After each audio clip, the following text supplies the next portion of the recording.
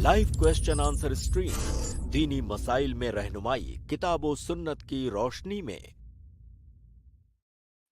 अस्सलामु अलैकुम व रहमतुल्लाहि व बरकातुहू। अल्हम्दुलिल्लाहि वहदहु वस्सलातु वस्सलामु अला मन ला नबिय्य बअदह, अम्मा बाद। मैं आप तमाम भाइयों और बहनों का इस्तकबाल करता हूं हमारी इस लाइव क्वेश्चन एंड आंसर्स की स्ट्रीम में। इंशाल्लाह आज भी हमारे साथ शेख डॉक्टर मोहम्मद नसीम मदनी हफिज़हुल्लाह जुड़ेंगे और शेख मोहतरम आप लोगों के सवालात के जवाब देंगे।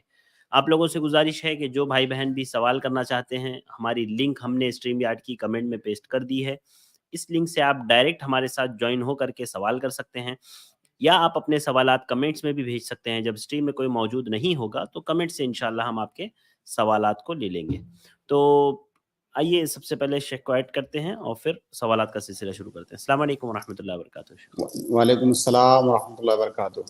कैसे हैं शेख आप? अल्हम्दुलिल्लाह खैर व नेमा। शेख अगर आपकी इजाज़त हो तो सवालात का सिलसिला शुरू करते हैं। जी बिल्कुल शुरू करते हैं जी। जज़ाकल्लाहु खैर। सबसे पहले हमारी स्ट्रीम में जो लोग मौजूद हैं इंशाल्लाह हम बितरतीब उनको ऐड करेंगे। सबसे पहले गेस्ट हैं हमारे अब्दुल अहद। मैं आपको ऐड कर रहा हूं, आप अपना सवाल पूछ सकते हैं। जी अब्दुल अहद साहब, मैंने आपको ऐड किया है। जी अब्दुल अहद साहब, आपको आवाज़ आ रही है हमारी? ठीक है। इसके बाद मोहम्मद सज्जाद अंसारी, मैं आपको ऐड कर रहा हूँ, आप अपना सवाल पूछ सकते हैं। अस्सलामु अलैकुम व रहमतुल्लाहि व बरकातुहू। वालेकुम अस्सलाम व रहमतुल्लाहि व बरकातुहू। शेख साहब, मेरा सवाल है कि जो मैयत मर जाता है वो बेनमाजी है या शराबी है, तो उसका जनाजा में जाने से क्या हमको सवाब मिलेगा? जी शेख। बिस्मिल्लाह वल्हम्दुलिल्लाह वस्सलातु वस्सलामु अला रसूलिल्लाह। भाई का सवाल ये है कि अगर किसी मुसलमान की वफ़ात हो जाए, वो शराबी है या किसी और गुनाह में वो मुलव्वस है, तो क्या उसकी जनाजे की नमाज में जाने से हमें सवाब मिलेगा? तो इसका जवाब ये है कि शराब पीने से कोई मुसलमान दायरे इस्लाम से खारिज नहीं हो जाता है, वो मुसलमान ही होता है। वो गुनहगार है, उसने कबीरा गुनाह का इर्तिकाब किया है, लेकिन ऐसा नहीं है कि वो अब मुसलमान नहीं रहा। तो जो भी मुसलमान है उसकी जनाजे की नमाज हम पढ़ेंगे और जनाजे की नमाज की जो फजीलत, उसका जो अजर सवाब है वो हमको इंशाअल्लाह मिलेगा। तो ये इस बात पर डिपेंड करता है कि क्या वो मुसलमान है कि नहीं। क्या आप शराबी को मुसलमान मानते हैं कि नहीं? शराबी मुसलमान है। अहलुस सुन्ना वल जमा का जो है अकीदा यही है कि कोई आदमी कबीरा गुनाह के इर्तिकाब से दायरे इस्लाम से खारिज नहीं होता है। ये जो है खवारिज का अकीदा है कि आदमी दायरे इस्लाम से खारिज होता है। अहलुस सुन्ना के यहाँ वो दायरे इस्लाम के अंदर रहता है। तो जब वो मुसलमान है तो उसकी नमाज जनाजा भी पढ़ेंगे और उस पर इंशाअल्लाह हमें अज्र भी मिलेगा इंशाअल्लाह। जी सज्जाद भाई, उम्मीद है आपको जवाब मिल गया। शेख साहब, जैसे मैयत को दफना के दुआ हुआ करके तो 2 किरात पहाड़ के जैसा सवाब मिलेगा ना शेख साहब? देखिए, जनाजे की नमाज के बारे में हदीस है कि जिसने जनाजे की नमाज पढ़ी उसे 1 कीरात अज्र मिलेगा। जिसने जनाजे की नमाज भी पढ़ी और फिर मैयत के साथ कब्रिस्तान गया, दफन भी किया, तो उसको 2 कीरात अज्र मिलेगा। ये अल्लाह रब्बुल आलमीन का वादा है और हमें इस वादे पर पूरा एतमाद होना चाहिए कि इंशाअल्लाह हमें वो अज्र मिलेगा। अब आप वो कंफर्मेशन कैसे चाहते हैं?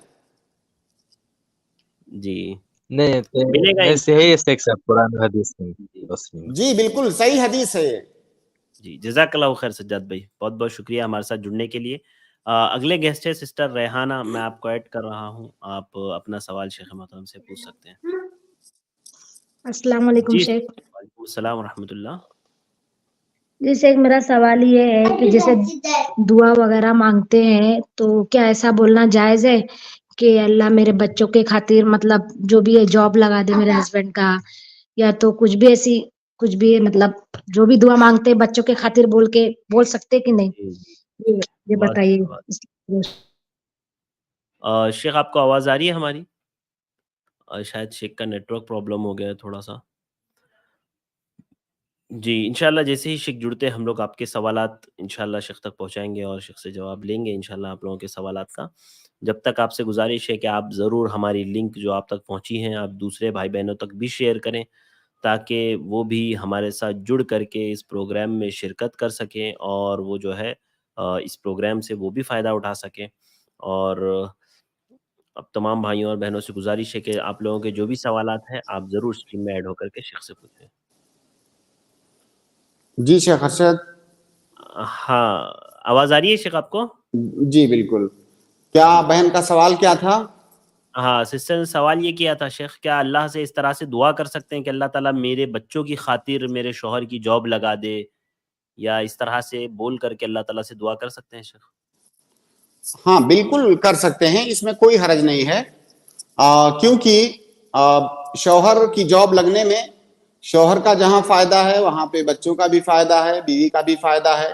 तो आप अपने किसी भी फायदे के लिए अल्लाह रब्बुल आलमीन से दुआ कर सकती हैं, बिल्कुल कर सकती हैं। और लेकिन ये है कि ऐसा जरूरी थोड़ी है कि आप ऐसा कहेंगे तभी जो है बच्चों शौहर की जॉब लगेगी। आप डायरेक्ट अल्लाह ताला से शौहर की जॉब के लिए, उसके हर तरह की भलाई के लिए दुआ मांगिए। अगर वो भलाई शौहर को मिलेगी तो उसका जो है फायदा बच्चों को भी होगा, बीवी को भी होगा। लेकिन इस तरह दुआ करने में कोई हर्ज नहीं है। जी, जज़ाकल्लाहु खैर शेख। जी सिस्टर, उम्मीद है आपको जवाब मिल गया होगा। जी शेख, जज़ाकल्लाह। जी, बहुत-बहुत शुक्रिया वइयाकुम।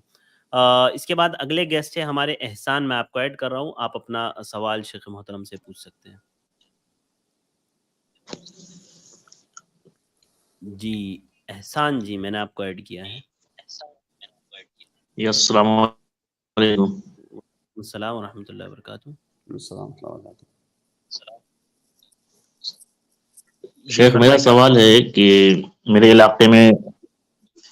इलाके में कुछ लोग जो है नील गाय को बिजली का करंट लगाकर पकड़ते हैं, फिर ज़बह करके उसका गोश्त खाते हैं, तो क्या उसका गोश्त खाना जायज है? बिल्कुल जायज है, इसमें कोई हरज की बात नहीं है।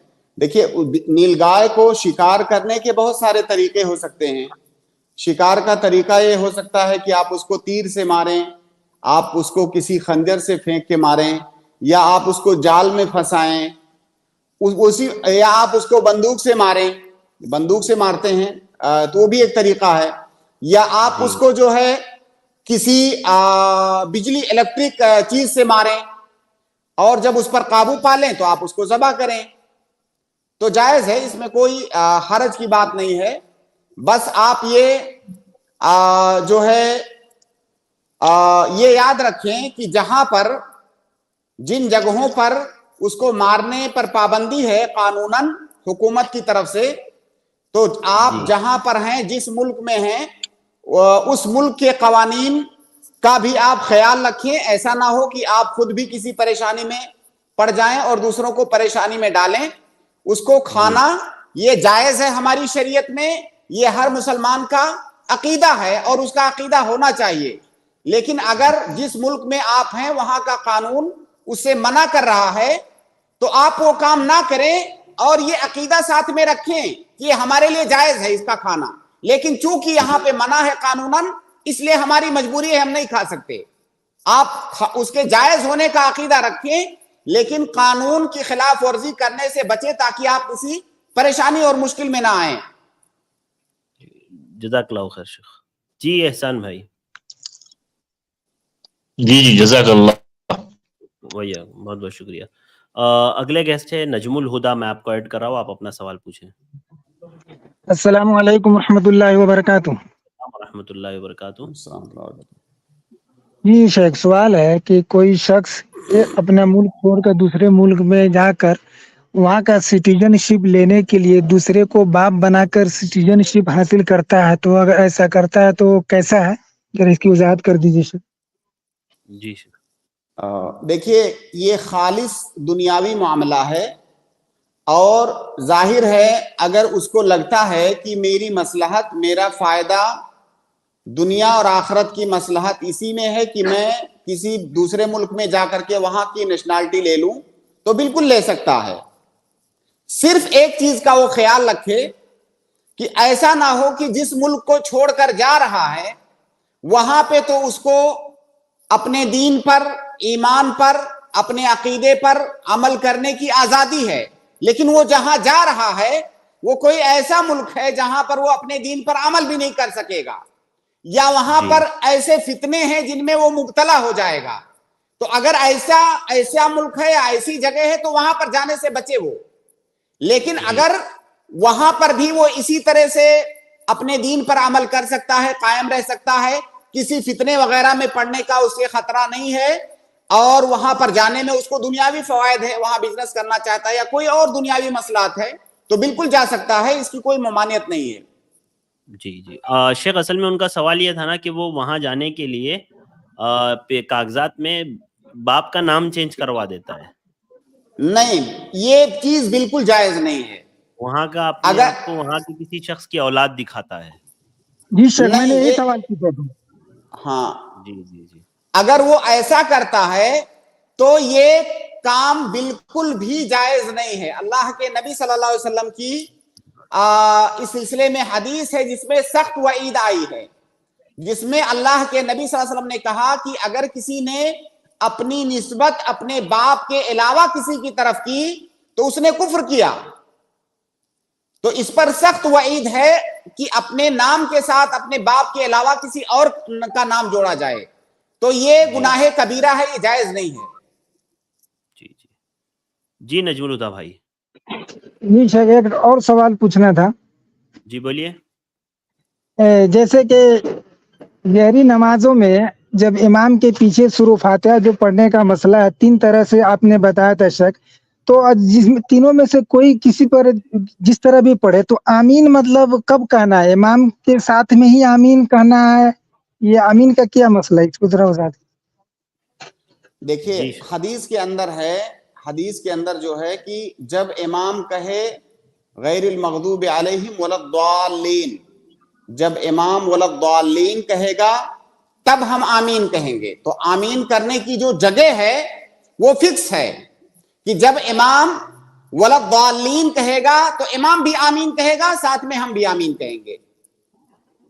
اگر کوئی پہلے سورہ فاتحہ پڑھتا ہے تو آمین نہ کہے تو بھائی وہاں پہ آپ آمین مت بولیے. جی سر، وہی آپ پوچھنا. آمین یہ سورہ فاتحہ کا حصہ تھوڑی ہے. آمین ایک دعا ہے جو الگ سے کی جاتی ہے. جب امام جو ہے اس جگہ پر پہنچے گا تب وہ دعا کیجئے گا آپ. جی جزاک اللہ خیر. شکریہ بھائی، بہت بہت شکریہ ہمارے ساتھ جڑنے کے لیے. اگلے گیسٹ ہے مسلم سلفی، میں آپ کو ایڈ کر رہا ہوں، آپ اپنا سوال پوچھ سکتے ہیں. علیکم السلام علیکم. وعلیکم السلام. جی میں 33 آیت کچھ ہے نا وہ پڑھ سکتے ہیں کیا؟ دم کر سکتے ہیں پانی؟ 33 آیت. 33 آیتیں. جی الف لام میم آیت الکرسی یہ سب. قرآن کریم کے بارے میں اللہ تعالیٰ نے کہا کہ قرآن کریم شفا ہے ہر طرح کی بیماریوں کے لیے، دل کی بیماریوں کے لیے، جسمانی بیماریوں کے لیے، ہر طرح کی بیماریوں کے لیے شفا ہے قرآن کریم. لیکن یہ تحدید نہیں کی گئی ہے کہ 33 آیت یا 30 آیت یا 32 آیت، اس کی کوئی تحدید نہیں ہے. آپ جتنا پڑھنا چاہیں اتنا پڑھیں، اس کی تحدید مت کریں کہ 33 ہونا چاہیے 34 نہ ہونے پائے یا 32 نہ ہونے پائے. اس کی تحدید نہیں ہے. آپ بغیر تحدید کے جتنا پڑھنا چاہیں اتنا پڑھ سکتی ہیں. جیسے کوئی آدمی سورہ بقرہ مکمل پڑھنا چاہتا ہے، جیسے سورہ بقرہ کی خاص فضیلت ہے رقیہ کے باب میں، تو سورہ بقرہ کوئی آدمی پڑھنا چاہتا ہے، یا سورہ بقرہ کی آخر کی 2 آیتوں کی خاص فضیلت ہے دعا کے طور پر، تو اس کو کوئی پڑھنا چاہتا ہے. تو جن آیتوں کی تخصیص ہے خاص مواقع پر، ان آیتوں کی تخصیص کرنا ان مواقع پر یہ تو ٹھیک ہے، لیکن دعا کرنے کے لیے باقاعدہ تعداد متعین کرنا آیتوں کی، یہ تعین صحیح نہیں ہے. آپ جتنا پڑھنا چاہیں اتنا پڑھیں. جی پانی میں پھونک کے دم کر کے پینے کا ضرورت، مطلب پنسورے میں کچھ بول کے ہمارے بازو والے پڑھ رہے تھے تو میں ان کو بول رہی تھی. بالکل. دیکھیے پانی آپ پڑھ کے پانی میں دم کر کے اس پانی کو پی سکتی ہیں، اس پانی سے غسل بھی کر سکتی ہیں. آپ پڑھنے کے بعد اپنے ہاتھوں پہ دم کر کے اپنے جسم پر پھیر سکتی ہیں، اور اگر کوئی آدمی صرف پڑھتا ہے دم نہیں بھی کرتا ہے تو اس کو انشاءاللہ اس کا فائدہ ہوگا. یہ تمام طریقے صحیح ہیں. جی ہاں مگر وہ نہیں. جی شکریہ، جزاک اللہ. ٹھیک، جزاک اللہ خیر، بہت بہت شکریہ. اگلے گیسٹ ہے میں ایڈ کر رہا ہوں یونس ابن رحمہ کو. یونس بھائی آپ اپنا سوال کر سکتے ہیں. السلام علیکم ورحمۃ اللہ وبرکاتہ شیخین. وعلیکم السلام. وعلیکم السلام ورحمۃ اللہ وبرکاتہ. شیخ زکوٰۃ کا ایک حصہ، زکوٰۃ میں حصے کر کے ہم i+TV IIC اور جو اسلام کی وے کر کے شیخ صالح المنجد کا جو ویب سائٹ ہے اس کو ہم تعاون کر سکتے ہیں کہ شیخ زکوٰۃ میں؟ کیا وہ تو سورہ توبہ کے 8 لوگ میں آتے ہیں؟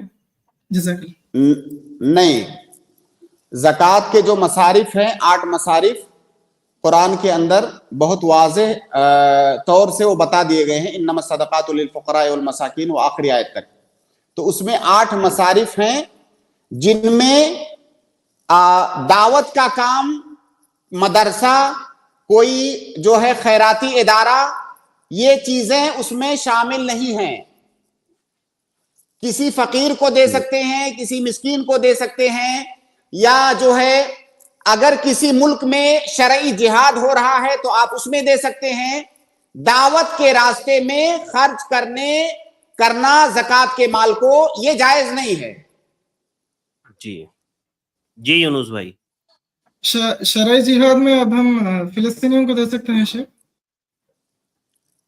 آپ دیکھیے کہ کیا فلسطینی ان 8 میں آتے ہیں. وہ فلسطینی جو فقیر ہیں، مسکین ہیں، ان کو آپ دے سکتے ہیں. نہیں شیخ، اب آپ شرعی جہاد بولا نا آپ نے، تو شرعی جہاد میں اب جو فلسطینی لڑ رہے ہیں اسرائیلیوں سے، تو یہاں فٹ بیٹھتے ہیں کیا وہ؟ اب دیکھیے یہاں پہ آپ کو اور ہم کو یہ طے کرنا پڑے گا کہ کیا وہ جو جنگ ہو رہی ہے کہ کیا کسی امام کے جھنڈے تلے ہو رہی ہے. یہ بہت طویل اور عریض مسئلہ ہے، ہم لوگ اس میں نہ داخل ہوں تو زیادہ بہتر ہے. جی جزاک اللہ خیر شیخ. جی یونس بھائی جواب مل گیا ہوگا. جی ایک اور سوال کی اجازت ہے شیخ؟ ہاں بولیے. شیخ اگر اب میں مثال کے طور پہ میں ہی ہوں شیخ، کوئی ٹوپی پہننے کو مجھے بولے اور میں بولوں نہیں مجھے سر ڈھانکنا بالکل بھی پسند نہیں ہے، تو ایسا بولنا میرے لیے جائز ہے شیخ؟ کیا کوئی ٹوپی پہننے کے لیے بولے؟ ٹوپی پہننا یا پھر سر ڈھانکنا، ایسا کوئی مجھے بولے کہ آپ پہن لیجئے کر کے، سر ڈھانک لیجئے کر کے، تو میں بولوں کہ مجھے بالکل بھی پسند نہیں ہے سر ڈھانکنا، تو ایسا کہنا، ایسا یقین رکھنا ٹھیک ہے شیخ مجھے؟ بالکل آپ کو اس بات کی اجازت ہے کہ مجھے فلاں کپڑا پہننا پسند نہیں ہے، بالکل اجازت ہے. کیونکہ کپڑے کا تعلق عبادت سے نہیں ہے، عادات سے ہے. اگر کوئی یہ آدمی کہے مجھے کپڑا پہننا پسند نہیں ہے، مطلب بغیر کپڑے کے رہنا پسند ہے، تو یہ غلط ہے. آپ کو کپڑا پہننا ہے، شریعت نے یہ نہیں کہا ہے کہ فلاں نوعیت والا کپڑا پہننا ہے. جی تو ٹوپی لگانا یہ عبادت نہیں ہے. عبادت یہ ہے کہ آپ وہ لباس پہنے جو آپ کے ہاں، آپ کے سماج اور معاشرے کا عرف ہے، وہ لباس آپ پہنے، کیونکہ شریعت نے اس کا حکم دیا ہے. اب اگر کوئی ٹوپی نہیں پہننا چاہتا ہے، کہے مجھے نہیں پسند ہے، تو وہ لباس ہے، مجھے نہیں پسند ہے. کوئی آدمی کہے مجھے جو ہے قمیص نہیں پسند ہے، مجھے کرتا پسند ہے. کوئی کہے مجھے شلوار نہیں پسند ہے، مجھے پیجامہ پسند ہے. اس کو اختیار ہے، اس کی مرضی. جی شیخ، جی اسی مسئلے پر تھا شیخ کہ کچھ علماء کی یہ رائے ہے شیخ کہ رسول اللہ نے عرب کا جو کلچر تھا وہ ٹریڈیشن انہوں نے فالو کیا، تو یہ سنت ہے. اب ایک شخص ہے، اب بر صغیر میں ہے، تو یہاں پہ پٹھانی یا جبہ پیجامہ یہ پہننا پریفر کرتے ہیں شیخ، تو ہم کو یہ پہننے سے سنت کا اجر ملے گا شیخ؟ کیونکہ یہاں پر تو یہ ٹریڈیشن ہے نا مسلمانوں کا. اس مسئلے پر اسی اسٹریم میں ہم نے کسی ایپیسوڈ میں بہت تفصیل سے بات کیا ہے. اب مجھے یاد نہیں ہے وہ کون سا ایپیسوڈ ہوگا، وہ اگر آپ کو مل جائے تو تلاش کر کے اس کو سنیں. بس چند لائنوں میں اس کو دوبارہ سے ریپیٹ کر رہا ہوں. وہ یہ کہ ہماری شریعت میں کسی بھی لباس کو سنت نہیں بتایا گیا ہے کہ فلاں لباس پہننا سنت ہے. اس کا تعلق عرف اور عادت سے ہے. آپ ہاں البتہ لباس کے کچھ اوصاف بتائے گئے ہیں کہ آپ کا لباس فلاں فلاں وصف کا ہونا چاہیے. جیسے کہ آپ کا لباس ساتر ہونا چاہیے. آپ اگر مرد ہیں آپ کا لباس ساتر ہونا چاہیے. آپ کا جو کپڑا ہے ٹخنوں سے نیچے نہیں ہونا چاہیے, ٹخنوں کے اوپر ہونا چاہیے. آپ کے لباس میں مشابہت نہیں ہونی چاہیے عورتوں والے لباس کی. آپ کے لباس میں غیر مسلموں کے لباس سے مشابہت نہیں ہونی چاہیے. تو یہ سارے اصول بتائے گئے ہیں لباس کے. اب یہ نہیں بتایا گیا ہے کہ وہ لباس کس قسم کا ہو. آپ کے سماج اور معاشرے میں جو لباس چلتا ہو آپ اس لباس کو پہنے. بس یہ خیال رکھیں کہ ہماری شریعت نے لباس کے جو ضوابط بتائے ہیں اس کی مخالفت نہیں ہونی چاہیے. تو لباس کے باب میں ہماری شریعت میں کوئی سنت نہیں ہے کہ فلاں لباس پہننا سنت ہے, کیونکہ اللہ کے نبی صلی اللہ علیہ وسلم نے جو لباس پہنا وہ ان کے سماج اور معاشرے میں وہی عرف تھا. وہ لباس آپ نے پہنا. جیسے اللہ کے نبی صلی اللہ علیہ وسلم پگڑی باندھتے تھے, عربوں میں پگڑی باندھتے تھے. تو کیا ہم کہیں گے کہ پگڑی باندھنا سنت ہے؟ ایسا کہنا شریعت کے احکام کے تئیں جہالت کے سوا کچھ نہیں ہے. آپ کسی بھی اچھے معتمد عالم کو یہ بات کہتے ہوئے نہیں سنیں گے. جی اس طرح کی بات کوئی آدمی جس کو شریعت کے اسرار اور اس کی حکمتوں کا علم ہے وہ ایسی بات نہیں کرے گا کہ پگڑی باندھنا سنت ہے. ہاں آپ کے معاشرے میں اگر پگڑی کا رواج ہے تو ہماری شریعت کہتی ہے کہ اپنے یہاں کے عرف کو فالو کیجئے. جب تک اس عرف کے اندر شریعت کی مخالفت نہ پائی جائے تب تک اس کو فالو کیجئے. اب جیسے قرآن کے اندر اللہ تعالیٰ نے کہا کہ خذوا زینتکم عند کل مسجد, جب بھی نماز پڑھو تو زیب و زینت اختیار کر کے نماز پڑھو. اب سوال یہ ہے کہ کیا نماز میں ٹوپی لگانا سنت ہے؟ نماز میں ٹوپی لگانا سنت نہیں ہے, لیکن اگر آپ کے یہاں پر آپ کے سماج میں ٹوپی زینت کا حصہ ہے تو اس آیت پر عمل کرتے ہوئے ٹوپی لگانا آپ کے لیے مستحب ہے.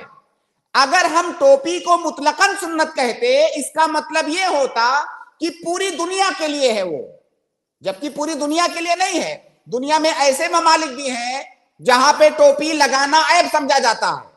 جیسے موروکو, مغرب ایک ملک ہے, وہاں پہ آپ دیکھیں گے بڑے بڑے علماء وہ ننگے سر رہتے ہیں, ٹوپی نہیں لگاتے. تو ہم وہاں کہیں گے ٹوپی نہ لگانا سنت ہے. ہمارے یہاں اگر ٹوپی کو جس علاقے میں اچھا لباس مانا جاتا ہے, شریفوں کا لباس مانا جاتا ہے, وہاں ہم کہیں گے آپ ٹوپی لگائیے, کیونکہ حکم ہے کہ خذوا زینتکم عند کل مسجد. تو لہٰذا ان اصولوں کو سامنے رکھتے ہوئے اپنے لباس کا اختیار کیجیے, ورنہ لباس میں کسی خاص قسم کا لباس یہ سنت نہیں ہے. جی بہت واضح ہے شیخ, جزاک اللہ خیر شیخ. السلام علیکم ورحمۃ اللہ وبرکاتہ. السلام علیکم. اگلے گیسٹ سے سسٹر سمرین ملک, میں آپ کو ایڈ کر رہا ہوں, آپ اپنا سوال پوچھ سکتی ہیں. السلام علیکم. وعلیکم السلام. وعلیکم السلام. جی میرا یہ سوال تھا کہ مطلب یزید اچھا انسان تھا کہ برا انسان تھا؟ بہت اہل حدیث علماء سب یزید کی تعریف کرتے ہیں کہ یزید بہت اچھا انسان تھا, تو اس معاملے میں یزید کے بارے میں ان کا سوال ہے, یزید اچھا انسان تھا یا برا انسان تھا؟ تو اس کا جواب یہ ہے کہ یزید ایک انسان تھا, یزید ایک بادشاہ تھا, اور یزید ایک ایسا انسان نہیں تھا جس کے بارے میں ہم یہ عقیدہ رکھیں کہ وہ معصوم عن الخطا تھا. یزید معصوم عن الخطا تھا نہیں, ہم بولیں گے تھے, ہم احترام کے ساتھ ہی نام لیں. یزید معصوم عن الخطا نہیں تھے, وہ ایک بادشاہ تھے آپ ان کے دور حکومت پر اگر غور کریں گے کئی سارے فیصلے آپ کو غلط بھی مل سکتے ہیں، لیکن اس کا یہ مطلب ہرگز نہیں ہے کہ ہم یزید کو لعن طعن کریں۔ یزید کو لعن طعن کرنے کا مطالبہ ہماری شریعت نے ہم سے نہیں کیا ہے۔ ہاں اگر یزید سے کوئی غلطی ہوئی ہے تو اس غلطی کو جسٹیفائی کرنے کے لیے بھی ہم کو نہیں کہا گیا ہے کہ یزید سے اگر کوئی غلطی ہوئی ہو تو اس کو جسٹیفائی کرو، ٹھیک ہے؟ اور یہ کام ایک مورخ کا ہے کہ وہ جب تاریخ لکھے تو ان مسائل پر بات کرے۔ ان مسائل پر بات کرنا، ان میں اپنے آپ کو الجھانا، یہ عامت الناس کا کام نہیں ہے۔ آپ کو نہ تو اس کا مکلف بنایا گیا ہے، نہ تو آپ سے اس کے بارے میں قیامت میں سوال کیا جائے گا۔ ہاں اگر آپ نے یزید کو لعن طعن کیا تو اس کے بارے میں آپ سے البتہ سوال کیا جا سکتا ہے کہ آپ نے ایک انسان پر لعنت بھیجی، اس کو گالیاں دی۔ گالی دینا، لعنت بھیجنا یہ کوئی اچھی بات تھوڑی ہے۔ تو آپ یہ عقیدہ رکھیں کہ یزید ایک انسان تھے، معصوم عن الخطا نہیں تھے۔ اگر ان سے کوئی غلطیاں ہوئی ہیں تو ہم جس طرح تمام مسلمانوں کی مغفرت کے لیے دعا کرتے ہیں، ہم ان کے لیے بھی دعا کرتے ہیں۔ اور جو انہوں نے کیا ہے وہ ان کے اور اللہ رب العالمین کے درمیان ہے۔ اللہ رب العالمین جس طرح سارے لوگوں کا حساب کرے گا، ان کا بھی حساب کرے گا۔ باقی لعن طعن کرنا، اصل میں یزید کے مسئلے کو ایسا بنا دیا گیا ہے کہ یزید تو صرف بہانہ ہوتے ہیں۔ یزید کے ذریعہ سے پورے بنو امیہ کو، یہاں تک کہ اس میں آگے چل کر کے صحابہ کرام کو بھی لعن طعن کرتے ہیں لوگ۔ تو اصل ان کا ہدف صرف یزید نہیں ہوتے ہیں، جبکہ یزید کے بارے میں بھی علماء کی ایک بڑی جماعت کا کہنا ہے کہ اللہ کے نبی صلی اللہ علیہ وسلم کی جو حدیث ہے بشارت والی کہ جو لوگ قسطنطنیہ کی جنگ لڑیں گے ان کے لیے جنت کی بشارت ہے، تو یزید جو ہے سپہ سالار تھے قسطنطنیہ کی جنگ میں، تو اس طرح سے یہ فضیلت ان کے لیے ثابت ہوتی ہے۔ تو بہرحال خلاصہ یہ ہے کہ یزید کو لعن طعن کرنا یہ صحیح نہیں ہے، ان کا معاملہ اللہ کے حوالے ہے۔ ہم سے ان کے بارے میں سوال نہیں کیا جائے گا، اس لیے اس میں جو ہے بحث و مناقشہ کرنے کا خاص طور سے عام لوگوں کو کوئی بھی فائدہ نہیں ہے، اس سے بچنا چاہیے۔ جی جزاک اللہ خیر شیخ۔ جی سسٹر، امید ہے آپ کو جواب مل گیا ہوگا۔ لیکن ہم لعنت کی بات نہیں کر رہے ہیں، جیسے کہ ان کی وجہ سے حضرت حسن حسین ہمارے نبی صلی اللہ علیہ وسلم کے پورے خاندان کا ایسا حال ہوا، تو اس کو اچھا تو نہیں بول سکتے۔ بہت اہل حدیث اچھا بولتے ہیں، پروموٹ کرتے ہیں کہ یزید بہت اچھا انسان تھا، ایسا تھا ویسا تھا، یہ تو صحیح نہیں ہے نا۔ دیکھیے، یہ کہنا کہ حسین رضی اللہ تعالی عنہ کو یزید نے قتل کیا، یہ بات تاریخی اعتبار سے ثابت نہیں ہے۔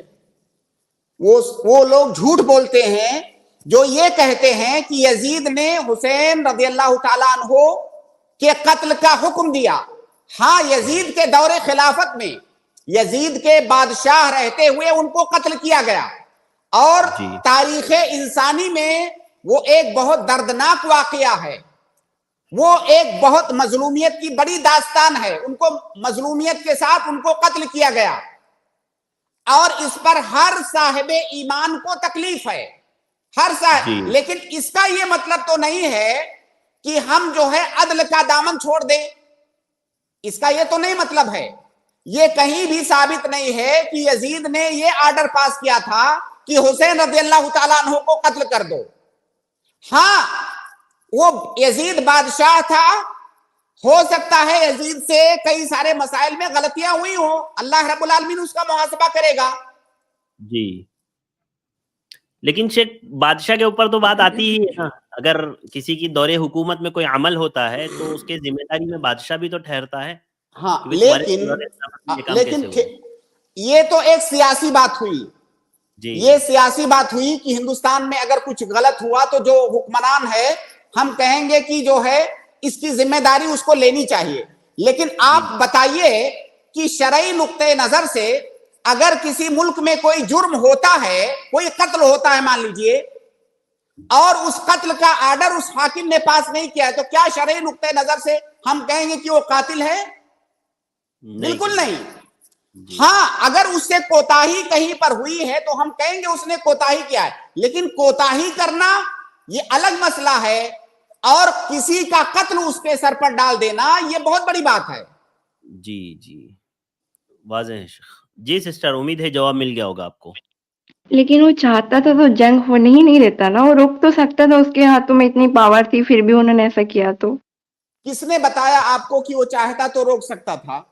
उस वक्त व्हाट्सएप मतलब और मोबाइल नहीं, लीडर थे ना, तो रोक तो हुकूमती सकते सतह पर थे। ऐसा नहीं होता है सिस्टर। भाई वो दारुल हुकूमत में बैठा हुआ था यजीद, और जो फौज थी, जो यजीद के आदमी हुसैन रज़ी अल्लाह ताला अन्हु को रोकने गए थे, उनके साथ में यजीद नहीं था। अब मोबाइल तो था नहीं कि फोन करके वो बोल देता कि नहीं जो है ऐसा मत करना। उन लोगों ने तजावुज किया, उन लोगों ने जुल्म किया, उनको कत्ल कर दिया। जी, वाज़ेह है सिस्टर आपको जवाब? सिस्टर आपको आवाज़ आ रही है हमारी? ठीक है, उम्मीद है सिस्टर को जवाब मिल गया होगा। अगले गेस्ट है खान, मैं आपको ऐड कर रहा हूँ, आप अपना सवाल पूछ सकते हैं। अस्सलामु अलैकुम वरहमतुल्लाहि वबरकातुहू। रहमतुल्लाहि वबरकातुहू। शेख, जैसे कोई हज और उम्रा के लिए जाए और अगर वो लोगों को बता कर जा रहा है तो क्या ये रियाकारी में आएगा? और उसी वक्त जैसे लोग अगर उन्हें तोहफा दें, चाहे वो पैसे की शक्ल में हो या किसी सामान की, तो क्या ये रस्म और रिवाज में आएगा? देखिए, बता के जाने की 10 किस्में हो सकती हैं। जैसे आप हज उम्रा करने जा रही हैं, अपने वालिदैन को आपने बताया, आपके जो रिश्तेदार हैं उनको आपने बताया, पड़ोस के जो लोग हैं उनको भी आपने बताया, ये अलग नौइयत है। एक नौइयत ये है कि आप जो है 1 महीना पहले से फेसबुक में पोस्टें कर रही हैं कि मैं जो है इस साल उम्रे को जाने वाली हूँ, फला तारीख को फला नंबर की फ्लाइट फला एयरलाइन से है और इस टाइम मैं यहाँ पहुंचूंगी, इस टाइम यहाँ, अब देखो मैं जद्दा पहुंच चुकी हूँ, अब मक्का जा रही हूँ, ये दो मेरी सेल्फी है, अब मैं काबा पहुंच चुकी हूँ। तो अलग नौइयत अलग हुई ना। तो बताना, सिर्फ ये कहना कि बताना ये रिया है, ये गलत बात है। सिर्फ बताना ये रिया नहीं है। जब आदमी बताता है उसको पता है कि वो किस लिए बता रहा है, क्या उसको वाहवाही चाहिए, क्या उसको तारीफ चाहिए, क्या वो चाहता है कि अब लोग मुझे हाजी जो है कहना शुरू कर दें। अगर ये सारी चीजें हैं, देखिए रिया की तारीफ ये है कि इजहारुल अमल सालिह लियराहु नास व यमदहुहु अलैहि, कि किसी नेक अमल का इस तरह से इजहार करना कि लोग देखें और उसकी तारीफ करें, ये रिया की तारीफ है। रिया की डिफिनेशन ये है। तो अगर कोई आदमी, उसका मकसद ये है कि हाँ लोग जाने कि मैं जो है उम्रा करने, फला औरत उम्रा करने जा रही, कितनी नेक है और कितना जज्बा है इसके अंदर, अगर आप इसलिए बता रही हैं तो बेशक ये रिया है। और देखिए रिया जो है, रिया के बारे में अल्लाह के नबी सल्लल्लाहु अलैहि वसल्लम ने कहा कि रिया जो है चींटी के रेंगने की तरह से, जितना मतलब पोशीदा चीज है, उसी तरह से रिया है। तो इससे बचना जो है, इससे बचने के लिए इंसान को बहुत ज्यादा कोशिश करनी पड़ेगी। वो आपके दिल में कब दाखिल हो जाएगी वो चीज आपको पता भी नहीं चलेगा। तो लिहाजा हर उस तरीके, हर उस रास्ते, हर उस वसीले से हमको बचना चाहिए जहां से हमारे अंदर रिया आ सकता हो। अभी मौजूदा जमाने में क्या सूरत हाल है, आपको आधे आधे घंटे की खबर देते हुए उम्रा करने वाले मिलेंगे।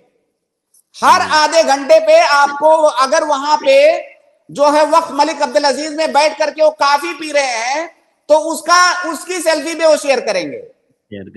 तो भाई अब ये सारे आपके जो तसर्रुफात हैं ये शुबहा तो पैदा करते हैं कि भाई कहीं रिया तो नहीं है, लेकिन हम फैसला सादिर नहीं करेंगे। वो आदमी अपने नफ्स का खुद मुहासबा करे। जी, जज़ाकल्लाहु खैर शेख। जी सिस्टर, उम्मीद है आपको जवाब मिल गया होगा। शेख, ये आपने बताया नहीं, तोहफे तहवाइफ वाला अगर करें तो क्या वो रस्म रिवाज में आता है? जैसे उसी खास बिल्कुल, तोहफे तहाइफ देने में कोई हरज नहीं है। वो आदमी सफर पे जा रहा है और एक खुशी वाली मुनासबत है, अगर लोग उसको तोहफे तहाइफ देते हैं तो एक तरह से तो उसकी मदद भी होती है उसमें। जैसे आदमी लंबे सफर पे जा रहा है, उसका खर्चा भी ठीक ठाक आने वाला है, उसकी मदद भी होती है। दूसरी बात, वो एक खुशी का मौका है और ये लोगों की आदत है कि खुशी के मौकों पर एक दूसरे को तोहफे तहाइफ देते हैं। तो ये इसका ताल्लुक सिर्फ तोहफे तहाइफ से है, इसका ताल्लुक ऐसा नहीं है कि इसको हम कहें कि ये सुन्नत है या इसका जो है दीन में कोई खास हुक्म है, बिल्कुल नहीं। ये जायज है, तोहफे तहाइफ देने में कोई हरज की बात नहीं है। अलबत्ता इस बात का आप जरूर ख्याल रखें, जो पहले मैंने कहा कि वो एक आप इबादत करने जा रही हैं, इसलिए नहीं जा रही हैं कि सारे मोहल्ले में पूरे जो है इलाके में लोग जिक्र करें आपका कि वो जो है उम्रा करने गए हैं। आप जाइए, आपके मुनासिबत से दावत वगैरह जो होती है शेख, मैं कहता हूं कि रिया से बचने के लिए, रियाकारी से बचने, क्योंकि रियाकारी बहुत खतरनाक चीज है, कब दाखिल होगी पता भी नहीं चलेगा। तो उससे बचने के लिए मैं समझता हूं कि मुनासिब ये है कि वो सब भी ना किया जाए, वो सब भी ना किया जाए, क्योंकि जब छोटी सी 4 लोगों की दावत करना चाहते हो, धीरे धीरे वो दावत बड़ी होते होते 40-50 लोगों की दावत बनेगी। फिर उसके बाद पता चला कि अब जो है घर में खाना नहीं बन सकता, तो ऐसा है बावर्ची इसके लिए हायर करते हैं या किसी होटल से कोई होटल बुक करते हैं, पता चला फिर कोई हाल बुक करने की जरूरत पड़ गई, वो एक पूरा इवेंट बन जाता है। तो आदमी परहेज करे, इसकी कोई जरूरत नहीं है, मैं इसको मुनासिब नहीं समझता हूं। हालांकि असल तो यही है कि भाई किसी की दावत करना जायज है, लेकिन वो दावत अगर वसीला बनने वाली है किसी गलत काम का, तो उससे परहेज करे आदमी, क्यों उस रास्ते में जाए। जी जी, जज़ाकल्लाहु खैर शेख। सिस्टर जी उम्मीद है शेख, एक आपको और जवाब। सवाल था। हाँ बोलिए। जैसे अगर एक बीवी अपने शादीशुदा जिंदगी में खुश है अपने शौहर के साथ और वो नहीं चाहती कि उसका शौहर मतलब उसे तलाक दे, लेकिन शौहर चाह रहा है कि वो खत्म कर दे रिश्ता, हालांकि उसके पास कोई जायज वजह नहीं है तलाक देने की, तो अगर वो 3 मुद्दत में जैसे तलाक का सिस्टम है, अगर वो वैसा दे दे तो क्या तलाक हो जाएगी? देखिए, शौहर अगर तलाक दे देगा तो चाहे उसके पास वजह हो या ना हो, वो 3 की भी जरूरत नहीं है, एक बार बोलेगा तलाक वाक़ई हो जाएगी। अब वो औरत अगली तीसरे महीने तक वो जो है इद्दत में रहेगी, उसके बाद दोनों का ताल्लुक खत्म हो जाएगा। इस इद्दत में उसके पास रुजू करने का इख्तियार होगा। तो ऐसा नहीं है कि उसके पास जब वजह होगी और तलाक देगा तब तलाक वाक़ई होगी। तलाक दे दिया तो तलाक वाक़ई हो जाएगी। ये अलग बात है कि क्या उसको देना चाहिए कि नहीं देना चाहिए। ये पसंदीदा अमल नहीं है कि बिला वजह आप तलाक दे दें, ये बिल्कुल भी पसंदीदा अमल नहीं है। और मैं नहीं समझता हूं, वल्लाहु आलम, मेरी अक्ल इस बात को कबूल नहीं कर पाएगी कि कोई बिला वजह तलाक देगा। सब कुछ ठीक ठाक है, मियां बीवी के दरमियान मोहब्बत है, सब कुछ अच्छा चल रहा है, उसके बाद क्यों तलाक देगा? जी, तो फिर तो उसका जो है उसका इलाज होना चाहिए, हो सकता है कोई परेशानी हो ज़हनी उसको। जी जज़ाकल्लाहु खैर वइय्याकुम, बहुत बहुत शुक्रिया हमारे साथ जुड़ने के लिए। अगले गेस्ट है SF, मैं आपको ऐड कर रहा हूँ, आप अपना सवाल पूछ सकते हैं। जी SF। अस्सलाम वालेकुम रहमतुल्लाहि व बरकातुहू। वालेकुम अस्सलाम रहमतुल्लाहि व बरकातुहू। जी मौलाना, अब ये पर्दे का हुक्म औरत को गैर महरम आपकी आवाज नहीं आ रही है सिस्टर। पूरा ढककर रहना है और महरम के नहीं, गैर आपकी महरम आवाज के सामने नहीं। पूरे औरतों को ढककर रहना। हाँ हाँ, अब आ रही है मौलाना? जी आ रही है, बोलिए। हाँ जी, पर्दे का हुक्म औरतों पर इस तरह है कि गैर महरम के सामने पूरा ढककर रहना है और महरम के सामने चेहरा, हाथ और पाँव के सिवा कुछ नहीं दिखाना। मगर घर में औरत सर के ऊपर से दुपट्टा निकाल सकती है जब बाप रहते, भाई रहते? बहन का सवाल ये है कि औरत के पर्दे से मुताल्लिक, तो आप बंद कर लें अपना ऑडियो। जी बंद कर दिया मैंने, म्यूट कर दिया जी। आपने अनम्यूट कर दिया वापस से सिस्टर, म्यूट कर लीजिए अपने आप को। मैं कर देता हूँ ऐसे। जी शेख, म्यूट नहीं हो रहे हो। ठीक है, मैं थोड़ी देर हटाई देता हूँ। जी बोलिए। तो बहन ने पर्दे के बारे में सवाल किया है और उन्होंने अपने सवाल में बिल्कुल सही फरमाया कि किसी औरत के लिए अपने पूरे जिस्म को ढकना अजनबी मर्दों के सामने ये वाजिब और जरूरी है, इल्ला मा ज़हरा मिन्हा, जैसा कि कुरान की आयत है। जो चीजें बेइख्तियारी तौर से खुद ब खुद खुल जाएं कभी, तो सिर्फ उसकी गुंजाइश है, सिर्फ उसकी इजाजत है, सिर्फ वो माफ है, खोलने की इजाजत नहीं है। कुरान में कहा गया इल्ला मा ज़हरा मिन्हा, जो जाहिर हो जाए, ये नहीं कहा जो जाहिर कर दें, जो खुद ब खुद जाहिर हो जाए, जो कि कई दफा हो सकता है, उसकी इजाजत है और वो माफ है। बाकी पूरे जिस्म को, औरत को अजनबी लोग मर्दों के सामने ढकना है।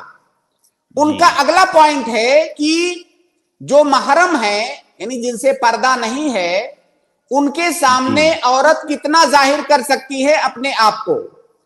देखिए, उनके सामने जितना जो है आम तौर से औरतें जाहिर करती हैं अपने भाई, अपने बाप या अपने घर वालों के सामने, उतना जाहिर कर सकती हैं। जैसे हाथ हुआ, पांव हुआ, चेहरा हुआ, सर हुआ, आप सर को भी खोल सकती हैं जी। तो वो चीजें जो आम तौर से अपने महारिम के सामने औरतें जाहिर करती हैं, उसको जाहिर कर सकती है वो औरत। जी, वाज़ेह है शेख। जी शेख। उम्मीद है सिस्टर को भी जवाब मिल गया होगा। अगले गेस्ट है सिस्टर रिफत जहां, मैं आपको ऐड कराऊं। सिस्टर गौसिया, आप कह रहे हैं ऐड करने के लिए, लेकिन आप यहाँ पर नहीं है स्ट्रीम में कहीं पर भी, लिहाजा आप ऐड हो जाइए, फिर इंशाल्लाह आपका भी सवाल हम लेंगे। सिस्टर रिफत जहां, आप अपना सवाल पूछ सकती हैं शेख से। जी सिस्टर रिफत जहां, आपको आवाज़ आ रही है हमारी? आप म्यूट है, अपने आप को अनम्यूट कीजिए और फिर अपना सवाल पूछिए। सिस्टर रिफत, आपको आवाज़ आ रही है? ठीक है, शायद सिस्टर अवेलेबल नहीं है या नेटवर्क प्रॉब्लम होगा, आप अपना चेक कर लीजिए। अगले गेस्ट है मोहम्मद, आप अपना सवाल पूछ सकते हैं। जी अस्सलाम वालेकुम शेख। वालेकुम अस्सलाम। जी फरमाए भाई, क्या जी सवाल शेख, है? मेरा सवाल है कि ये जो ज़कात है और इसका निसाब, जो सोने का निसाब है ज़कात का, ये बुखारी मुस्लिम में कहीं मिलता नहीं। ये बुखारी मुस्लिम में चांदी का निसाब तो है, लेकिन सोने का नहीं है, तो इसकी जरा खुलासा कर दें। भाई का सवाल ये है कि जो सोने का निसाब है वो बुखारी मुस्लिम में मिलता नहीं है। क्या पूरा इस्लाम आपको बुखारी मुस्लिम के अंदर ही चाहिए? बुखारी मुस्लिम से बाहर अगर कोई चीज है तो वो आपको नहीं चाहिए? जी मोहम्मद भाई। नहीं शेख, जब चांदी का जिक्र किया तो सोने का। ठीक है, तो क्या आप ये बताएंगे अल्लाह के नबी सल्लल्लाहु अलैहि वसल्लम को कि जहां पे आपने चांदी का किया था वहां पे सोने का क्यों नहीं कर दिया, उसको दूसरी जगह क्यों जिक्र किया? मतलब सवाल बहुत अजीबोगरीब किस्म का है कि इस्लाम को सिर्फ बुखारी और मुस्लिम के अंदर महसूर कर देना। भाई अल्लाह के नबी सल्लल्लाहु अलैहि वसल्लम की सारी हदीसें बुखारी और मुस्लिम के अंदर मौजूद नहीं है। बहुत सारी हदीसें, बेशुमार हदीसें ऐसी हैं जो बुखारी और मुस्लिम से बाहर हैं। बेशुमार अहकाम ऐसे हैं जो बुखारी और मुस्लिम से बाहर हैं। बुखारी और मुस्लिम ने सारी हदीसों को जमा नहीं कर दिया है। तो अली रज़ी अल्लाह ताला अन्हो की रिवायत है, सही रिवायत, जिसमें अल्लाह के नबी सल्लल्लाहु अलैहि वसल्लम ने फरमाया कि जब सोना 20 दीनार को पहुंच जाए तब उसमें ज़कात वाजिब है। सही रिवायत है। जी मोहम्मद भाई। मोहम्मद भाई, आपको आवाज आ रही है? तो शेख यहाँ पे सवाल पैदा होता है कि जो जी आवाज आ रही, जो यहाँ पे ये सवाल पैदा होता है कि जो निसाब चांदी का है, और उस वक्त चांदी में भी पैसों का लेन देन था, तो जो चांदी का निसाब है और जो सोने का निसाब है, दोनों में कह लें कि फर्क है, तो फिर उनको पैसों से कैसे हम मुवाजना करेंगे? हाँ जी बिल्कुल, ये सवाल बिल्कुल सही है। ये सवाल आपका मुकम्मल सही है। इसका जवाब ये है कि इसमें इसी वजह से पैसा चूंकि उस जमाने में नहीं था, ये जो करेंसी हमारे पास अभी है ये उस जमाने में नहीं थी। उस जमाने में करेंसी का काम सोने और चांदी से लिया जाता था। तो सोने और चांदी के अंदर जो इल्लत है ज़कात की, वो इल्लत है समनियत, उनका कीमत होना, चीजों की कीमत होना, उसका सबब और उसकी इल्लत है। अब ये इल्लत किसी भी चीज के अंदर पाई जाएगी तो वही हुक्म उसके अंदर भी पाया जाएगा। हमारे जमाने में करेंसी है, करेंसी ही कीमत की जगह पर करेंसी को हम इस्तेमाल करते हैं, तो लिहाजा करेंसी सोने और चांदी के हुक्म में है इस बाब में। अब सवाल बनता यह है जो आपने किया कि भाई जब सोने और चांदी के कायम मकाम है करेंसी, हमारे इंडिया का रुपया मान लीजिए, तो क्या हम उसकी कीमत सोने से लगाएंगे कि चांदी से? इसी वजह से उलमा के दरमियान इस मसले में इख्तिलाफ पाया जाता है। बहुत सारे लोगों ने कहा है कि सोने से उसका जो है तय करेंगे, सोने से उसकी कीमत लगाएंगे रुपए की। बहुत सारे लोगों ने कहा चांदी से लगाएंगे। लेकिन हम यहां पर ज़कात के बाब में शरीयत के जो उमूमी हिदायत और उमूमी उसूल हैं, हम उन उसूलों को देखेंगे और उसकी बुनियाद पर यह फैसला करेंगे कि किसकी बात ज्यादा शरीयत के उसूलों के मुताबिक है।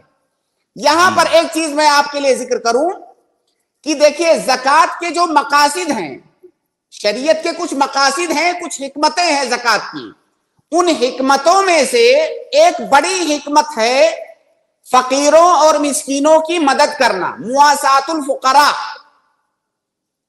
जी। और मुआसातुल फुकरा ये मुस्तकिल एक हिकमत है ज़कात की। अब हम ये देखेंगे कि अगर हम करेंसी की कीमत सोने से लगाएंगे तो फकीरों का फायदा है ज्यादा, या चांदी से लगाएंगे तो ज्यादा फायदा है, क्योंकि हमारी शरीयत ने फुकरा और मसाकिन को मद्देनजर रखा है ज़कात के बाब में, उनकी मदद करने को। तो आपको वाज़े तौर से ये मालूम होना चाहिए कि जब हम चांदी से पैसे की कीमत लगाएंगे तो इसमें फकीरों का फायदा है जी, और फकीरों का फायदा ये ज़कात के मसाले और उसकी मकासिद में से है।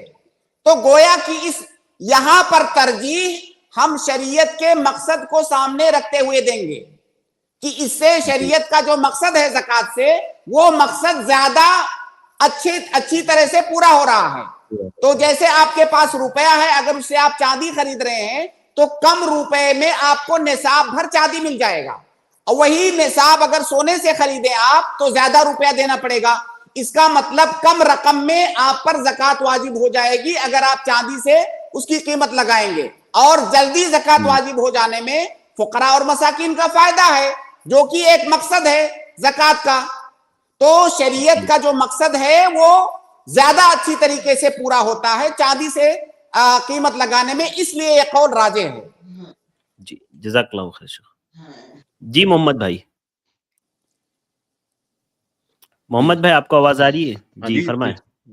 जी जी जी, मेरा एक और सवाल है शेख। वो सवाल ये है कि जो दुआ का मुस्तकिल तरीका है वो क्या है, दुआ कब मांगनी चाहिए और कौन से जो अज़कार है वो पढ़ के उसके बाद दुआ मांगनी चाहिए जो अल्लाह की बारगाह में जल्द कबूल हो?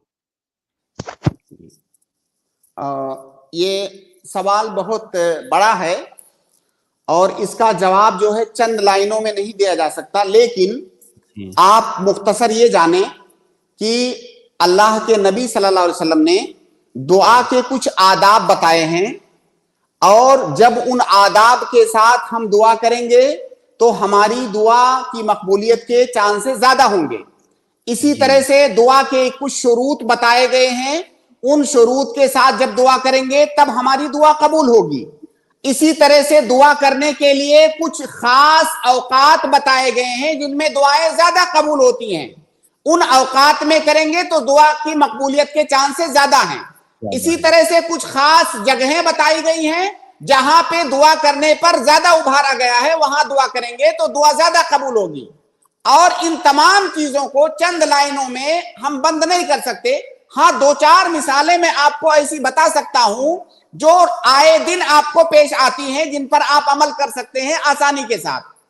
जैसे कि नमाज के अंदर सजदे में दुआ करना, नमाज के अंदर आखिरी तशहुद में दुआ करना, इसी तरह से जो है सोते वक्त अल्लाह के नबी सल्लल्लाहु अलैहि वसल्लम ने कुछ दुआएं बताई हैं, वो अज़कार पढ़ना, सुबह शाम के अज़कार अल्लाह के नबी सल्लल्लाहु अलैहि वसल्लम ने बताए हैं, वो अज़कार पढ़ना। तो ये कुछ खास हालतें, कुछ खास मौके हैं जहां पे दुआ ज्यादा कबूल होती है, जैसे अजान और इकामत के दरमियान दुआ करना, दुआ ज्यादा, जब अजान हो जाए जमात खड़ी होने से पहले उस दरमियान में आप दुआ करें, दुआ ज्यादा कबूल होगी। बहुत सारे मौके हैं, जैसे जो है कोई आदमी जाकर के वहां मक्का के अंदर हालत हज में है, हालत उमरा में है, हालत तवाफ में है, अरफात में है, जो है मीना के अंदर है, वहां दुआएं ज्यादा कबूल होती हैं। तो ये सारे मौके हैं, कुछ हालात हैं। इसके अलावा कुछ शर्तें भी हैं, जैसे हलाल रोजी खाना। हलाल रोजी खाना, अगर कोई हराम खाता है तो ऐसे आदमी के बारे में अल्लाह ताला ने कहा है कि अल्लाह के नबी सल्लल्लाहु अलैहि वसल्लम ने कहा है कि आदमी दुआ करता है व मअकलहु हराम व मशरबहु हराम व मलबसहु हराम व गुज़िया बिल हराम फअन्ना युस्तजाबु लहु। उसका सब कुछ हराम है, खाना पीना पहनना ओढ़ना सब हराम है, उसकी दुआ कहां से कबूल होगी? इसका मतलब हलाल खाना ये भी दुआ की मकबूलियत की निशानियों में से है। तो बहुत सारे उसके आदाब हैं, बहुत सारी शरायत हैं, कुछ जगहें हैं, कुछ हालात हैं, कुछ ज़रूफ हैं, उनका ख्याल करके आदमी दुआ करेगा तो उसकी दुआ की मकबूलियत के चांसेस बढ़ जाते हैं। जी, जज़ाकल्लाहु खैर शेख। मोहम्मद भाई बहुत बहुत शुक्रिया जी। उम्मीद है आपका जवाब मुकम्मल हो गया होगा। थैंक यू, शुक्रिया जी, बहुत बहुत शुक्रिया भैया को। शेख, इसमें सोना चांदी जो है तो क्या उसमें असल को नहीं देखेंगे, पैसे की असल क्या है? क्योंकि पैसे की अगर हम लोग असल देखेंगे तो असल तो सोना ही है उसकी, गोल्ड ही कैसे अमाउंट होता है। नहीं, ये किसी जमाने में हुआ करता था, बहुत बहुत सालों पहले। अच्छा। जब करेंसी वजूद में आई थी तो बाज मुल्कों में बाकायदा सोने के कायम मकाम होती थी, सोने से उसकी कीमत लगाई जाती थी। बाज मुल्कों में चांदी से भी होती थी जी। जैसे सऊदी की बात मैं करता हूं। सऊदी में जब सऊदी का वजूद हुआ है, जो नया सऊदिया है, तो चांदी से वो टैली करते थे वहां की करेंसी को। बहुत सारे मुल्कों में सोने से करते थे, तो दोनों से किया जाता था। लेकिन इस वक्त दुनिया के किसी भी मुल्क में ये निजाम मौजूद नहीं है कि सोने को पैसे को या करेंसी को सोने या चांदी से उसका मुकारना किया जाता हो कि आप उतनी ही करेंसी बना सकते हैं जितना आपके पास सोना है। ये बहुत पुराना निजाम है जो इस वक्त खत्म हो चुका है, दुनिया में कहीं पर भी नहीं है। जी, जज़ाकल्लाहु खैर शेख। अगले गेस्ट को मैं ऐड कर रहा हूँ, अब्दुल अहद भाई, मैंने आपको ऐड किया है, आप अपना सवाल कर सकते हैं। जी, अस्सलाम अब्दुल अहद वालेकुम साहब। वरहमतुल्लाहि वालेकुम वबरकातुह। सलाम वरहमतुल्लाहि वबरकातुह। शेख, मेरा सवाल है ये, अगर मतलब इमाम मेंबर पे चढ़ जाए, दूसरी सीढ़ी पे खड़े होकर खुतबा दे और मुक्तदी कहे जे नीचे वाली सीढ़ी पे उतर जाओ, तो क्या ये जायज है? आप पहले ये बताइए कि अगर इमाम दूसरे सीढ़ी पर खड़ा हुआ है तो दिक्कत क्या है आपको, क्यों कहे मतलब वो? मुक्तदी लोग बोल रहे हैं जो आपकी चेहरा मुझे दिखाई नहीं दे रहा है। हाँ, देखिए, अगर चेहरा ऊपर चढ़ने से दिखाई नहीं दे रहा है, नीचे आने से दिखाई दे देगा। भाई ऊपर से तो और ज्यादा लोगों को दिखाई देगा। असल में यही मसला हुआ है मस्जिद में। अगर आप इसका फायदा बताएंगे तो मैं इसका जवाब दूंगा। भाई इमाम अगर दूसरे जीने पर खड़ा होगा तो पीछे दूर तक दिखाई देगा। अगर थोड़ा नीचे आ जाएगा तो थोड़ा जो पीछे लोग हैं उनको दिखाई नहीं देगा। तो वहां पर आपको या किसी को बकराती दिखाने की क्या जरूरत है? आपको क्या फायदा है उससे? असल में वो मेंबर थोड़ा अंदर है, जब ऊपर चले जाते हैं तो सामने वाले लोग मतलब वो जो उसका ये है, वो जो ये बनाते हैं तो वो नीचे हो जाता है, तो उसके चेहरा मतलब छुप जाता है। देखिए, हमारी शरीयत में एक कायदा है कि अगर जो है असल और वस्फ दोनों का आपस में तारुज हो रहा हो तो असल को मुकद्दम किया जाएगा वस्फ पर, जिसको कहते हैं कि कमाले जाती ये कमाले मकानी, कमाले वस्फी और जो है कमाले जमानी पर मुकद्दम है।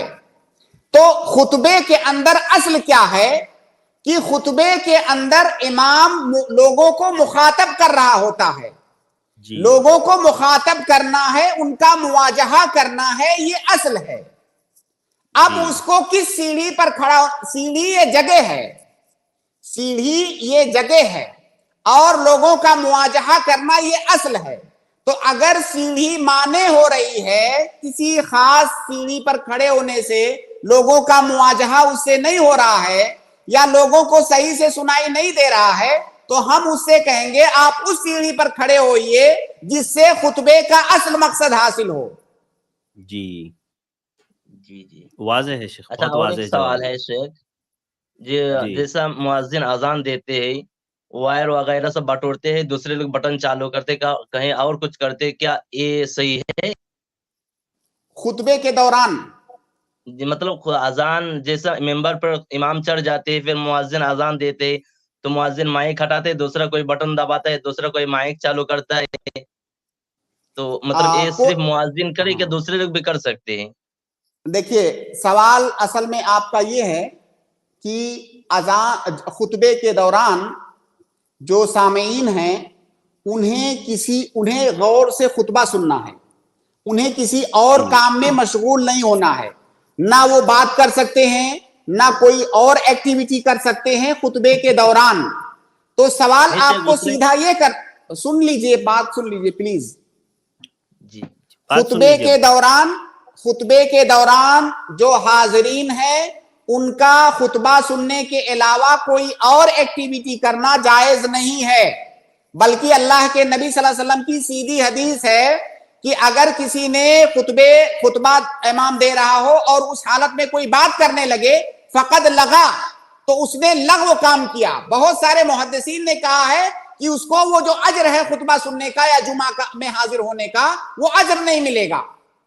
تو کسی اور ایکٹیویٹی سے منع کیا گیا ہے.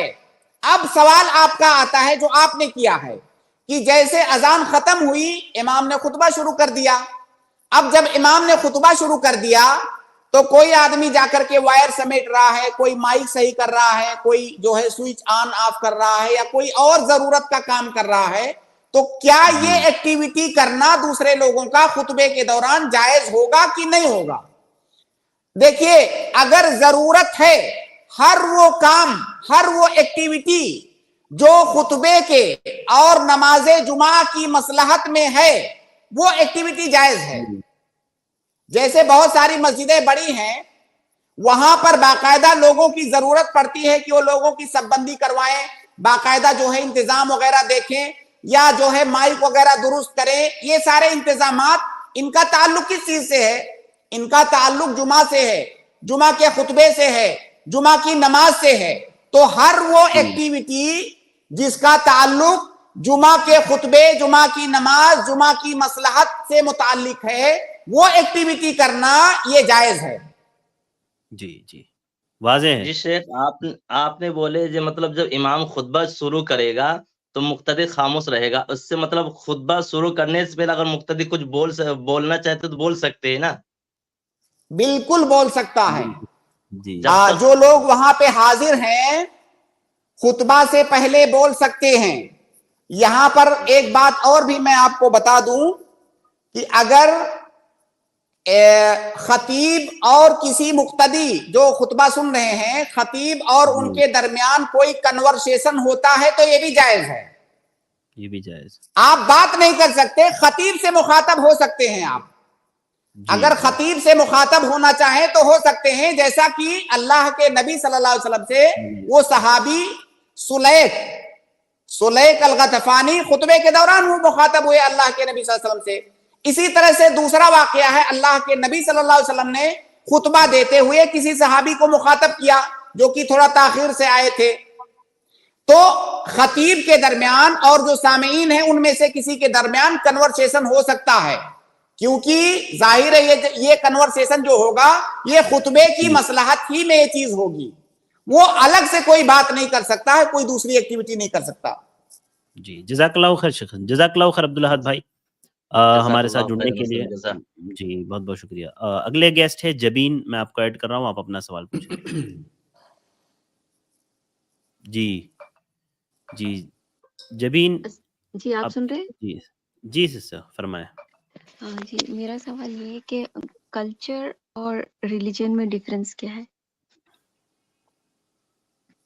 جی شیخ. کلچر، دیکھیے کلچر ان چیزوں کو کہا جاتا ہے जिनका ताल्लुक समाज में पाए जाने वाले रस्मों रिवाज से होता है, और रिलीजन यानी दीन अल्लाह रब्बुल आलमीन की जानिब से भेजे हुए अहकामात के मजमूए का नाम दीन है। वो मुख्तलिफ किस्म के हैं, मुख्तलिफ मैदानों में, मुख्तलिफ मजालात में, मुख्तलिफ मसाइल में। तो जो अहकामात अल्लाह रब्बुल आलमीन की जानिब से हमारे लिए भेजे गए हैं उनके मजमूए का नाम दीन है। और जो कल्चर है, समाज के अंदर पाए जाने वाले रस्मों रिवाज के मजमूए का नाम कल्चर है। और कल्चर के सिलसिले में हमारा दीन हमको वहां तक आजादी देता है जब तक हमारा कोई कल्चर अल्लाह रब्बुल आलमीन की जानिब से आए हुए किसी हुक्म के साथ टकराए ना, तब तक हमें उसकी इजाजत है। जब वो कल्चर दीन से टकराएगा तो उसकी इजाजत नहीं है। जी सिस्टर जबीन, आपको जवाब मिल गया है? जी, मुझे एक और ये पूछना था कि मतलब जिस दीन को पे हम चलते हैं तो उस पे हम उठाए जाते ऐसा बोलते हैं, तो फिर वो दीन पे चलने का मसला है या कल्चर पे भी चलने से उनको उन्हीं लोगों में उठाया जाता?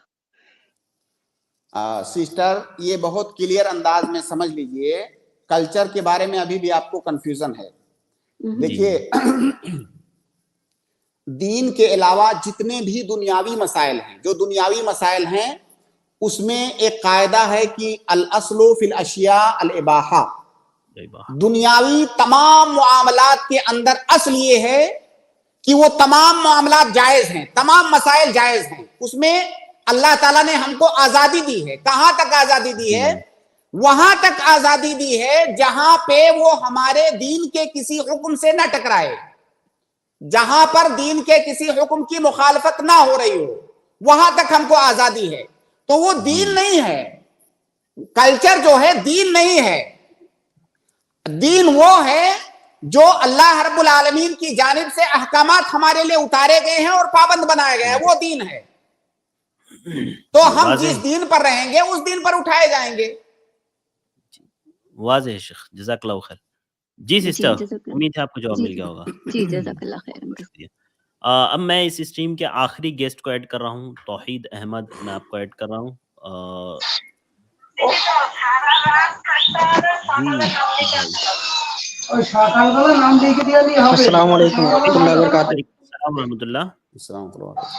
मेरा सवाल ये है कि जो आज क्रिसमस डे मनाया गया है तो क्रिश्चियन कल दुकान से केक लेकर आते हैं खाने के लिए, तो वो कैसा खा सकते हैं या नहीं खा सकते हैं? नहीं खा सकते हैं, बिल्कुल जायज नहीं है। उससे मुताल्लिक किसी भी चीज में मुशारकत करना नहीं जायज है। जो भी चीज उससे मुताल्लिक है उसमें शिरकत करना, ताउन करना, ये कतअन जायज नहीं है। अल्लाह के, देखिए ये जो क्रिसमस मनाते हैं, नसारा का क्या अकीदा है ईसा अलैहिस्सलाम के बारे में कि ईसा अलैहिस्सलाम अल्लाह ताला के बेटे हैं, यही उनका अकीदा है। और ये जो क्रिसमस है इसका ताल्लुक भी इसी अकीदे से है कि वो बेटे हैं, अल्लाह ताला के पैदा हुए उस दिन को मनाते हैं। अल्लाह के नबी सल्लल्लाहु अलैहि वसल्लम की हदीस है, गालिबन सही बुखारी की रिवायत है कि जिसने ईसा अलैहिस्सलाम को अल्लाह का बेटा जाना माना अकीदा रखा, उसने हमें गाली दिया। अल्लाह ताला कहता है कि उसने मुझे गाली दिया। आप सोचिए कि वो लोग जो अल्लाह ताला को गाली दे रहे हैं और उस गाली को बाकायदा सेलिब्रेट कर रहे हैं, आप कैसे गवारा करोगे कि उससे मुताल्लिक किसी छोटी से छोटी चीज के अंदर भी आपकी शिरकत हो? जी बिल्कुल शेख। जी तौहीद भाई, उम्मीद है आपको जवाब मिल गया होगा। जी, दूसरा सवाल था जी, पूछ सकते हैं? जी जी पूछ लीजिए जल्दी से, वक्त हमारा खत्म हो गया है। हाँ जी, मेरे गांव में एक सुन्नी मस्जिद है, उसके साइड में एक मजार बनी हुई है, तो उसमें नमाज पढ़ सकते हैं या नहीं पढ़ सकते हैं, इमाम के साथ या अकेले भी? आप किसी भी मस्जिद में, जो मुसलमानों की मस्जिद है, उसमें नमाज पढ़ सकते हैं। कोई भी मुसलमान इमामत करा रहा हो, आप उसके पीछे नमाज पढ़ सकते हैं। अलबत्ता आप जो है कोशिश कीजिए कि उस इमाम के पीछे आप नमाज पढ़िए जो मुत्तबे सुन्नत हो, जो सुन्नत की इत्तिबा करता हो, अपनी नमाज अल्लाह के नबी सल्लल्लाहु अलैहि वसल्लम के बताए हुए तरीके के मुताबिक पढ़ता हो। वाज़ेह है शेख जी। जी तौहीद भाई, उम्मीद है आपको जवाब मिल गया। बहुत बहुत शुक्रिया वैयाकुम। बहुत बहुत शुक्रिया शेख हमें वक्त देने के लिए। आज वक्त हमारा ख़त्म हुआ, इंशाल्लाह कल मुलाकात जी करेंगे। बहुत बहुत शुक्रिया। इंशाल्लाह अस्सलाम वालेकुम इंशाल्लाह वरहमतुल्लाहि अस्सलाम इंशाल्लाह। वालेकुम। इसके बाद मैं अपने तमाम भाइयों और बहनों का शुक्रगुजार हूँ। सिस्टर गौसिया, मोहम्मद आमिर भाई, मैं आप लोगों से गुजारिश करूँगा कि आप इंशाल्लाह कल आएँ। कल मैं आप लोगों के सवालात ज़रूर शेख मोहतरम तक पहुँचाऊँगा और आपके जवाबात हम दिलवाएंगे। इसी तरह वो भाई बहन मज़ीद जो स्ट्रीम में हमारे साथ जुड़े हुए थे और जिन लोगों के सवाल नहीं हो पाए हैं, अबू अदनान, सरफराज नवाज़, रूबीना सिस्टर और इसी तरह मोहम्मद आमिर, माहीन, आप तमाम से मैं गुजारिश करूँगा कि आप कल आएँ इंशाल्लाह। कल आपके सवालात हम ज़रूर शेख मोहतरम तक पहुँचाएँगे और आपके सवालात के जवाबात दिए जाएंगे इंशाल्लाह। आज के लिए बस इतना ही, मुझे दीजिए इजाज़त। अस्सलामु अलैकुम व रहमतुल्लाहि व बरकातुहू।